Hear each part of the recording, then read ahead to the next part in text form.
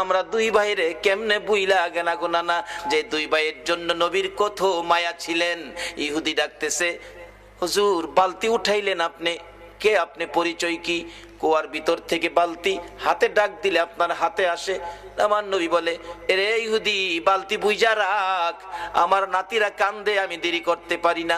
দৌড়ায় বাড়িতে চলে গিয়ে হাসাইনকে এক পাশে হুসাইনকে আরেক পাশে বসাইয়া আমার নবী দুইজনের মুখে খেজুর তুইলা দিতেছে আর ডাকতেছে, হাসাইন হুসাইন রে, দুনিয়াতে কষ্ট করলা, কিছু খাবারের ব্যবস্থা করে দিলাম, হাসরের ময়দানে তোমরা দুই ভাইয়ের প্লেট আগে আসবে রে নাতিরা,